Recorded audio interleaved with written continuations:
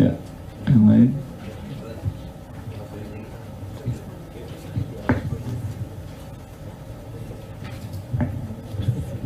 Nah ini pertanyaan dari Ibu tadi. Ya. Gimana menyikapi ini, kan ada mungkin yang nggak paham tentang bedanya asuransi konvensional dengan syariah, suka berpikir, aduh lo bikin asuransi nggak percaya takdir katanya, mati mah mati, kalau jadi mati nyari untung. Nah sebagai konsep syariah gimana Ustadz cara kita menjelaskan, mengedukasi orang yang berpikiran seperti tadi? Terima kasih. Juga tidak kewajiban kita untuk merubah akal pikiran orang. Ya, kita menyampaikan. Rasulullah juga hanya menyampaikan. Ada yang mau terima, ada yang tidak, ya. Semoga dimudahkan dari Allah. Rasulullah SAW, beliau pernah menyimpan makanan pokok di rumah istri-istrinya untuk kebutuhan 1 tahun. Nabung atau tidak ini? Nabung. Boleh berarti, tidak ada masalah. Abdurrahman bin Auf, seperti tadi kita katakan, ketika beliau wafat, beliau meninggalkan kekayaan sebanyak 3 juta dinar, lebih 100 ton emas. Tapi beliau dijamin oleh Rasulullah masuk surga. Berarti kekayaan apakah bertentangan dengan Islam? Tidak. Malah kekayaan itu yang mengantarkan beliau masuk surga. Utsman bin Affan radhiyallahu anhu, beliau mengatakan, aku sudah beli surga dari Rasulullah 2 kali. Ketika kaum muslimin kekurangan hijrah, masa-masa hijrah awal, kekurangan air bersih yang dimiliki di waktu itu, sumber air bersih oleh Yahudi, namanya Bi'rur Rumah, dan dijual dengan Yahudi dengan harga mahal. Lalu dibeli oleh Utsman bin Affan dan beliau sedekahkan tanpa dibayar, disedekahkannya kepada kaum muslimin. Lalu Rasulullah SAW mengatakan, siapa yang mewakafkan Bi'rur Rumah, baginya surga. Dan sampai sekarang rekening beliau masih ada di bank di Arab. Dari sumur tadi, dari hasil airnya, karena wakaf dikembangkan dan ditanam kebun-kebun kurma, ya, di sampingnya, dan hasil dari kebun kurma itu tak kurang dari sekitar 50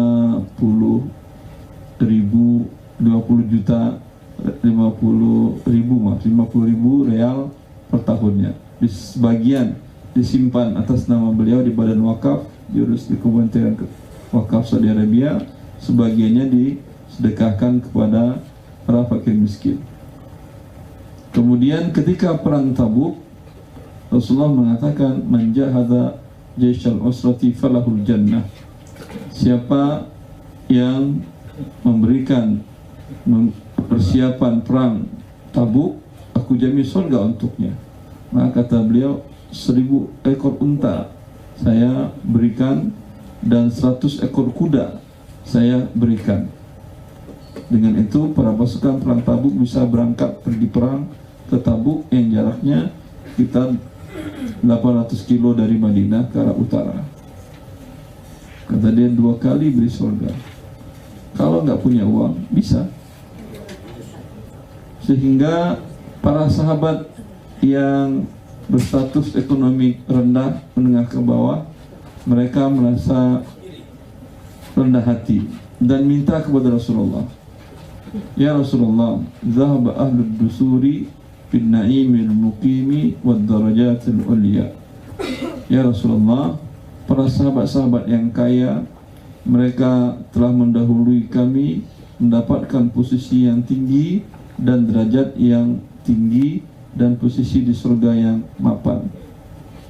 Kata Rasulullah, apa itu? Kami berpuasa, mereka berpuasa juga. Kami sholat, mereka juga sholat. Semua ibadah orang miskin, orang kaya bisa melakukan. Tapi mereka bersedekah, mereka berangkat haji dan umrah, kami tidak bisa melakukannya, Rasulullah. Lalu kata Rasulullah, aku ajarkan kepada kalian amalan yang dengan amalan itu kalian bisa memacu para sahabat yang telah dulu tadi dengan harta kekayaannya tadi. Apa amalannya?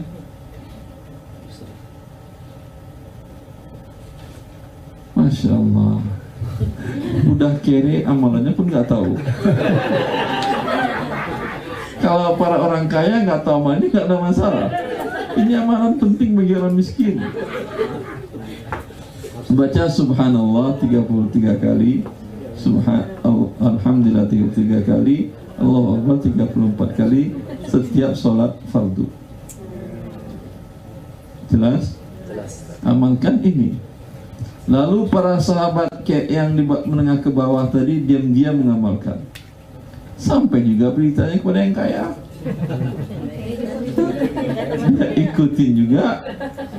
Lalu mereka datang lagi kepada Rasulullah, ya Rasulullah, sahabat yang kaya mengetahui, kata Rasulullah, udah saya nggak bisa lagi. Dzalika fadlullah yu'tihi man yasha. Itulah karunia yang diberikan oleh Allah kepada orang yang dikehendakinya. Ya. Tapi dengan syarat harta tadi didapatkan dengan cara yang halal. Ya, kalau dengan cara yang haram tidak bisa dibawa untuk beribadah kepada Allah. Apa Ustaz? Ada lagi? Ayo, oh ada. Ya, silakan.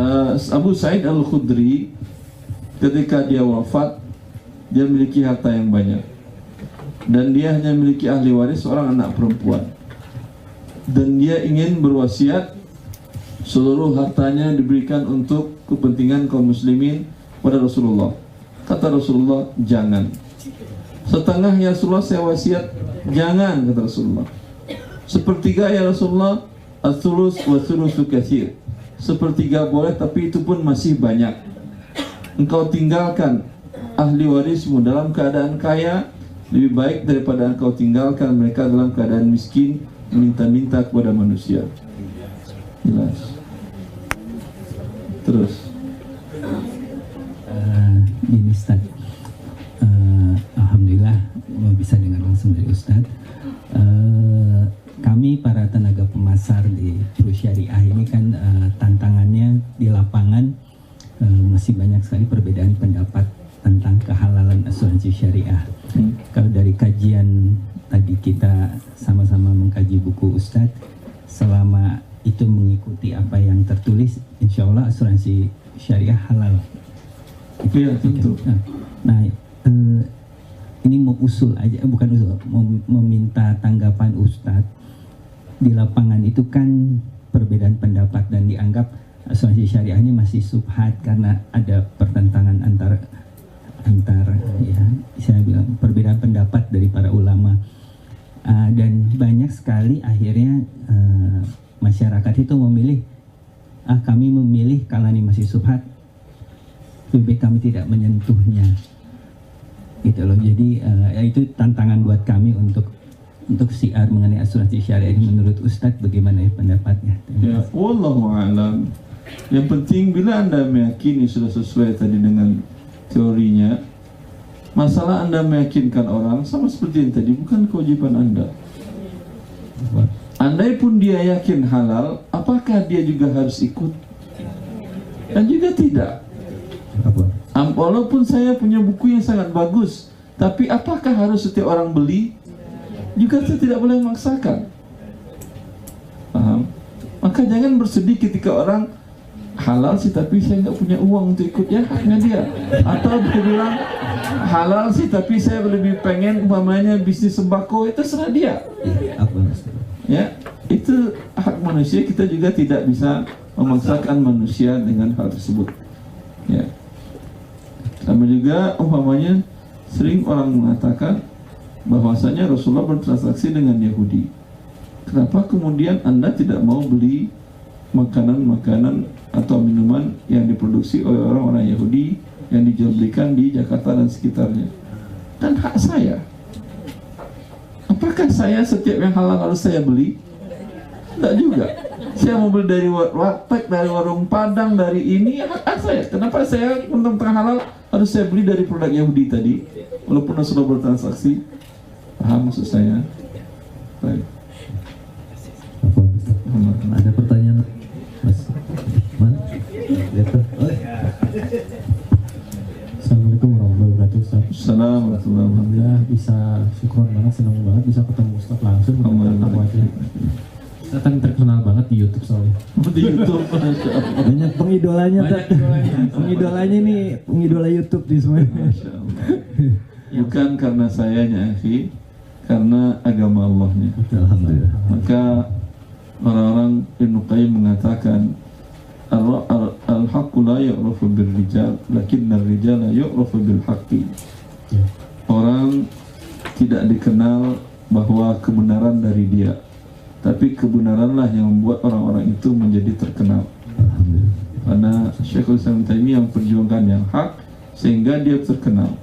Bukan setiap yang dikatakan Ibnu Taimiyah adalah yang hak.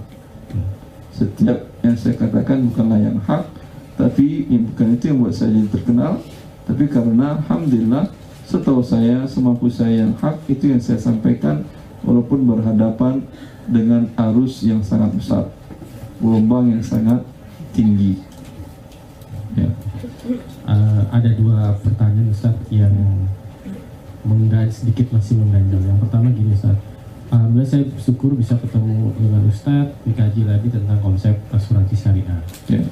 Dan alhamdulillah ternyata saya juga udah baca Ustaz, mungkin yang cetakan awal-awal juga isinya sih masih sama. Cuman kadang informasi yang beredar di internet atau apa termasuk di YouTube bahwa banyak orang yang berpendapat bahwa Ustadz Erwandi itu termasuk yang walaupun perusahaan asuransi syariah, maaf sebut nama asuransi syariah itu belum tentu semuanya syariah. Jadi sehingga banyak teman-teman ataupun informasi di lapangan mengatakan, oh asuransi syariah ya nggak syariah gitu. Itu yang karena mengambil maksudnya kata Ustadz Erwandi gitu. Ya, itu yang membuat setelah saya kaji tadi dari pemahaman dari pemateri tadi Ustadz tadi, ternyata kok beda. Ternyata memang sesuai dengan apa yang dikaji sama Pak Ustadz sendiri dari buku. Itu saya senang banget. Mungkin mau minta apa ya, sedikit penguatan Pak Ustadz bahwa mungkin banyak yang di sana, jadi di luar sana tuh masih banyak pemahaman bahwa asuransi syariah atau asuransi Islamik tadi ternyata kalau di prudensial alhamdulillah sih kita pahami semua di sini sesuai dengan kaidah yang tadi Ustadz Erwandi bilang. Sehingga mungkin ketika di lapangan nanti atau Ustadz banyak karena di setiap YouTube yang tersebar di sana bilang pemahamannya bahwa walaupun asuransi syariah, Ustadz timbul pemahaman bahwa itu tidak syariah dari setiap yang menjadi beredar di internet. Satu. Yang kedua yang saya tanyakan adalah mengenai tadi kan salah satu pahala yang terus mengalir adalah dengan wakaf. Nah, bagaimana pandangan Ustadz saat ini kan sedang adalah wakaf polis asuransi yang termasuk juga bentuk dari maksudnya bentuk pelaksanaan untuk polis asuransi syariah ini bentuknya adalah wakaf polis asuransi. Itu aja mohon informasi. Terima kasih Ustaz. Assalamualaikum warahmatullahi wabarakatuh. Assalamualaikum warahmatullahi wabarakatuh. Wallahu ta'ala alam. Mengenai yang tadi saya katakan, Anda mengatakan sama dengan ini teori. Saya tentu saya tidak tahu. Paham? Karena saya nggak berkecimpung di asuransi X tersebut. Maka saya ketika tanya hanya mengatakan sesuai nggak dengan ini, begini konsepnya. Kalau sesuai, insya Allah sudah dibenarkan. Kalau tidak sesuai, ya bagaimana bisa membenarkannya? Jelas? Ya. Tentu akan berbeda informasinya, akan berbeda hukumnya. Tapi kaidahnya jelas. Bisa dipahami maksud saya ini? Tentu kalau ingin saya menyatakan ini sudah sesuai standar atau tidak, jangankan kita sama-sama kaum muslimin di akhir zaman. Tadi di awal contoh saya katakan sahabat Nabi berbeda pendapat antara suami istri dengan Aisyah radhiyallahu ta'ala anhum ajma'in. Jelas? Jelas. Ya. Kedua tentang wakaf polis yang kedua Ustaz, gimana pendapat Ustaz? Polis asuransi di diwakafkan. Maksudnya bagaimana ini?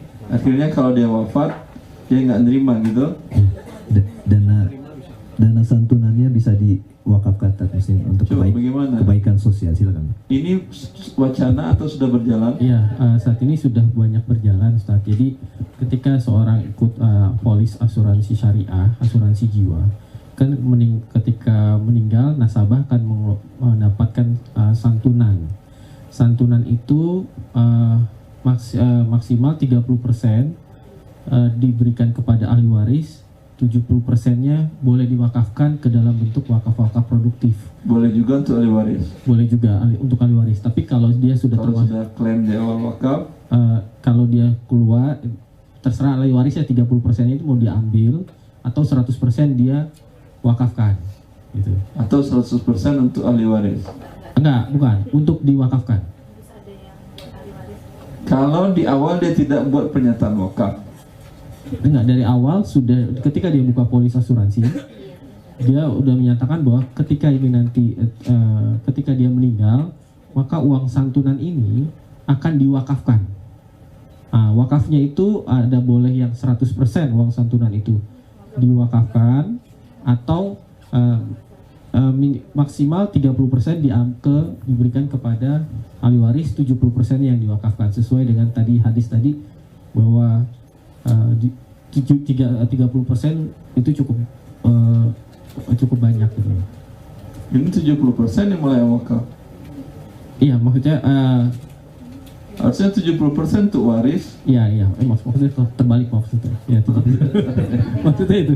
Ala kulli hal ini butuh studi khusus. Iya. Ya. Karena di Indonesia, wallahu a'lam, ini yang saya lihat kenyataan, banyak lembaga-lembaga yang berusaha mengumpulkan dana-dana umat.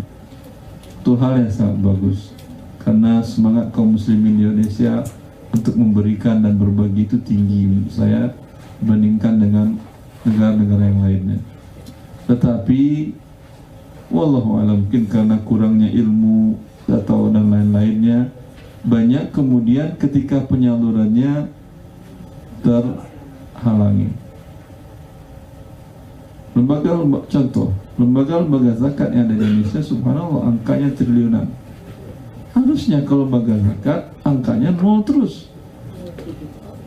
Iya atau tidak?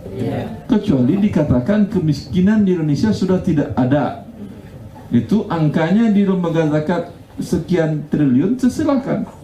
Tapi angka fakir miskin Indonesia 9% umpamanya, dan jelas 90% dari 9% itu kaum muslimin, harusnya uang triliun itu diberikan kepada mereka semuanya sehingga tidak lagi fakir miskin. Ya atau tidak? Itu kan hak mereka. Ya. Maka saya khawatir bertambah lagi dana kaum muslimin nanti yang mangkrak. Dana abadi umat mangkrak, kemudian diambil kebijakan oleh negara, oleh pemerintah untuk suatu hal, meribut Anda. Dana nggak dibagi-bagiin, tidak juga dikembangkan, juga tidak untuk kemaslahatan kaum muslimin, nggak jelas untuk siapa, padahal dana jumlahnya besar. Seperti yang saya katakan tadi, zakat juga angkanya besar di Indonesia, yang ada di beberapa lembaga itu, kan tidak mungkin. Kalau negara kaya punya lembaga zakat, angkanya terkumpul besar dan tidak keluar-keluar, itu sebetulnya masuk akal. Tapi negara-negara miskin dan banyak kaum muslimin yang di bawah garis kemiskinan, ya, angka besar. Saya sering mengatakan kepada lembaga zakat yang sering konsul kepada saya, atau saya awasin, saya mengatakan, hasil tahun ini habis Ramadan berapa sisa saldo zakat? Ada sekian ratus juta lagi, Ustaz. Berarti bulan depan gajimu nggak dikasih ya? Kan nggak kerja. Apa sudah tidak lagi fakir miskin di sekitar area kerja masjid ini? Berikan kepada mereka semuanya untuk menutup kemiskinan mereka. Ya, kalau masih ada sisa, itu yang dikembangkan setelah terpenuhi kebutuhan pokoknya. Seorang fakir miskin umpamanya dengan anak 5, 3 di pesantren, 2 di universitas, 1 di ekonomi, 1 kedokteran. Ya, gaji orang tua ini 7 juta, rumah ngontrak. Kira-kira di akhir bulan apa lagi yang tersisa? Utang. Ya, harusnya dia dapat dari zakat menutupi sisa kekurangan dia tadi sepanjang 1 tahun. Umpamanya gaji 7 juta, pengeluaran 15, dapat 8. 8 kali 12 berapa? 96. Dikasihkan lembaga zakat ini 96 juta harta bapak, bapak sudah nggak fakir miskin lagi. Itu untuk 1 keluarga. Kalau untuk sekitar daerah kerjanya di Indonesia ini seperti itu semua fakir miskin, masih ada nggak sisa saldo di lembaga zakat? Harusnya tidak ada. Maka jangan bangga angka saldo besar, angka saldo berat, itu artinya Anda tidak kerja, Anda tidak amanah menahan hak fakir miskin. Ya, nanti ketika besar diambil oleh lembaga negara, Kemenak mau akan mengaturnya, ketakutan Anda. Asal dana umat diambil oleh negara, mengelolanya ketakutan. Sekarang ingin dimunculkan satu hal yang baru lagi. Saya khawatir seperti itu lagi terjadi, kecuali disiapkan ya SOP yang benar-benar membantu kaum muslimin. Nanti kita kaum muslimin Indonesia menjadi seperti perah saja. Zakat banyak, dana umat banyak, ada wakaf banyak, tapi kaum muslimin hidup di garis paling menyedihkan. Apa Ustaz? Ya. Ada penanya lagi apa udah Ya, cukup? menurut saya yang tadi itu perlu Anda usulkan kalau memang sudah berjalan, usulkan ini bagaimana, wakaf untuk apa, dan bagaimana pengembangannya, bagaimana. Karena kalau wakaf betul-betul dijalankan dengan baik, sama dengan zakat dijalankan dengan baik, itu surplus kaum muslimin Indonesia. Bisa dikatakan mungkin lebih kaya daripada kaum muslimin di Saudi Arabia. Amin, amin, amin, amin. Ya. Cuman penyalurannya itu dia ditahan uangnya, ngarapin bunga aja. Subhanallah. Ya Ustadz mau menambahkan. Silakan Ibu. Ibu nambah marah atau saya tadi barusan marah masalahnya? Kebetulan kami, saya juga banyak beberapa kali menangani nasabah yang ingin buka polis untuk wakafnya gitu Ustadz ya. Nah kebetulan dari fatwa MUI-nya menyatakan bahwa maksimum itu 45% dari nilai uang pertanggungan diperbolehkan untuk diwakafkan, ataupun namun ini diperbolehkan 100% Ustadz apabila memang pemegang polis atau nasabah itu memiliki warisan lainnya gitu. Artinya memang kalau memang sudah terpenuhi, kemudian ini hanya untuk menambah, memang diniatkan untuk 100% untuk diwakafkan. Nah, untuk lembaga-lembaga yang menerimanya kebetulan Ustadz sebenarnya siapapun boleh menerima, termasuk apabila kita memiliki yayasan sendiri, di mana kita lebih yakin jika yang menerima itu adalah yayasan kita, maka itu untuk dananya tersebut nanti untuk diwakafkan untuk melanjutkan yayasan yang kita miliki tersebut Ustadz.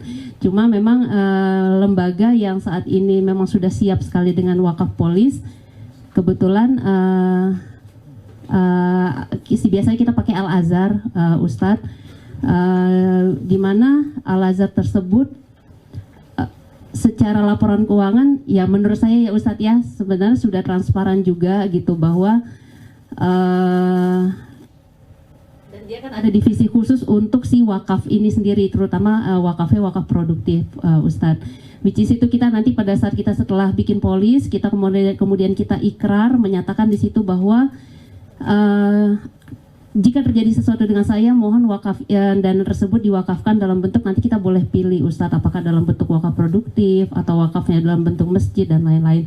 Cuman untuk memang pengelolaannya itu wallahualam kita juga nggak sampai segitu taunya penggunaannya. Cuma so far sih kalau kita lihat kalau Al-Azhar sih sudah berjalan seperti wakaf dalam bentuk transportasi, dalam bentuk perkebunan dan lain-lainnya dan lain-lain Ustadz. Cuma untuk laporan keuangan apabila dia surplusnya banyak ya itu wallahualam kita juga tidak sampai sejauh itu juga sih memang Ustadz gitu. Cuma ya pada dasarnya sih kita melihat visinya adalah untuk suatu saat ini seperti di negara Mesir gitu, bahwa 90% itu hasil negaranya itu adalah merupakan dari dana-dana wakaf gitu. Jadi pembangunan tapi dalam sebentar, maaf ya, Bu ya. silakan Di Pak Ustadz. Mesir Al-Azhar itu dari dana wakaf Yes. kaum muslimin bentuk kebun kurma. Tapi dia dari S1 sampai S3 gratis. Iya. Ada dampaknya. Al-Azhar Indonesia, saya kira itu sekolah yang termahal di Indonesia. Lalu wakaf kemana perginya? Hah? Orang Indonesia mau kuliah di Al-Azhar itu sampai S1 dan sampai S3 gratis. Dan bahkan kalau nilainya tinggi dapat beasiswa khusus. Bahkan dia punya sekolah dari tingkat SD. Dan pernah Badan Wakaf Al-Azhar itu membiayai defisit anggaran negara Mesir. Ya. Tapi ada dampaknya. S3 di mana-mana pasti mahal, tapi mereka bisa menggratiskannya. Dan pendidikan S1 sampai S3 di mana-mana berbayar. Dan gaji profesor di sana gajinya standar. Tapi bisa mereka gratiskan. Itu masuk akal. Saya setuju. Tapi itu tadi yang penting. Pengelolaannya itu bisa dipertanggungjawabkan atau tidak. Kalau tidak, kan lebih baik Anda katakan, ya udah ambil saja buat Anda, seserah keluarga Anda mau wakafkan kemana. Mau diwakafkan ke tetangga, ke segala macam. Iya. Lebih Apa Ustaz? Iya. Jadi mungkin tambahan Ustadz, jadi itu hanya pilihan, jadi boleh kita sesuai yang Ustadz bilang sampai kemanapun, misalnya masjid tertentu, keluarga itu kita memiliki kebebasan gitu. Jadi Al-Azhar jadi boleh memilih sih. Al-Azhar tadi salah satu pilihan aja, boleh memilih sih, intinya itu aja. Ya saya setuju kalau Al-Azhar tadi, tapi seperti tadi SD dari S3 sampai S2 dan S3 dia Al-Azhar sekarang. S2 sudah ada. S2 sudah ada, S3 belum. Kalau dia bisa berikan gratis, saya dukung. Oh alhamdulillah, apa Ustaz? Tapi sekarang nyatanya dia sekolah dari SD yang termahal, Iya. SMP yang termahal. Ya, terus wakaf kemana perginya? Kita tidak menuduh, tidak. Tapi kalau Anda katakan tadi betul di masa-masa kemasan Islam itu wakaf membiayai negara. Seperti Utsman bin Affan, wakafnya saya katakan sampai sekarang, ya, wakaf Jabal Umarnya dia punya aset lebih sekitar 200 miliar, setengah miliar real. Jabal Umar itu yang akan dibangun di sana hotel. Dia punya saham di sana. Orangnya sudah wafat. Tapi kan jelas dampaknya. Diberikan setengahnya untuk fakir miskin, setengahnya untuk pengembangan wakaf itu kembali. Sehingga wakafnya tidak berhenti. Jelas dampaknya, karena saya tahu di Arab Saudi orang fakir miskin melapor ke negara itu setiap bulan masuk ke rekening pribadinya kebutuhan sebulannya minimal 2.000 real sebulan dia dapat. Jelas maksudnya itu yang saya inginkan sebetulnya dengan perbaikan adanya lembaga-lembaga tadi. Bukan tujuannya sekedar kolek dana umat, banyak bangga fakir miskin tidak terbantu. Di masa Rasulullah SAW, ya, zakat memang dikembangkan dari Rasulullah SAW dalam bentuk unta, tapi setelah seluruh kaum muslimin dapat, fakir miskin dapat hewan-hewan zakat tadi untuk pengembangan hidupnya, sisanya baru dikembangkan. Apa Ustaz? Alhamdulillah, sepertinya pertanyaan sudah ditutup, Pak Gusnul ya. Ya, Ustaz semakin marah saya nanti. Iya. Karena lihat kenyataan sebetulnya saya nggak rela, tapi apa boleh buat? Iya Ustaz. Kita nggak punya power untuk mengatur, itu kan hak dari pemerintah. Tapi pemerintah sepertinya juga ingin memanfaatkan itu. Ya, yang tidak jelas ingin diambil paksanya. Sekarang ada wacana di mana dana zakat itu akan dikelola oleh Kemenak juga. Seperti Daud di dana Kemenak dan zakat tersebut, karena lembaga-lembaga tadi uang ngumpul nggak jelas juga. orang nggak melihat. Tapi kalau umpamanya dia mengiklankan bahwa dia membiayai kehidupan 1 juta fakir miskin, terangkat fakir miskin dari angka 9 juta menjadi 8 juta lagi, ya, itu kaum muslimin semangat. Dan negara juga nggak berani macam-macam, karena namanya pemerintah dia lihat. Saya contohnya kawan-kawan yang ada tinggal di Bekasi, saya sering diundang di situ tabligh akbar, kata DKM-nya ini, kata EO-nya ini siasat dari pihak kaum muslimin di sini Ustaz, karena tanah ini nggak bertuan. Kalau di sana ada kajian ramai, itu Pemda nggak berani ambil alih. Tapi kalau Islamic Centernya sepi aja, nanti diam-diam Pemda akan lakukan hal yang menurut dia terbaik. Paham Anda maksud saya? Seperti itulah lembaga-lembaga kolek dana umat tadi, mengumpul dana umat tadi. Ketika didiamkan saja, tentu hak negara mengatakan, kalian dana umat ini, ketika diputar oleh dia, selesai urusannya. Karena Anda nggak kerja. Tapi kalau Anda kerja, pasti negara berarti macam-macam. Ustadz, kalau gitu kita terima kasih untuk kesempatannya. Naki. Saya marah. Oh, udah mulai mau takut Ustadz.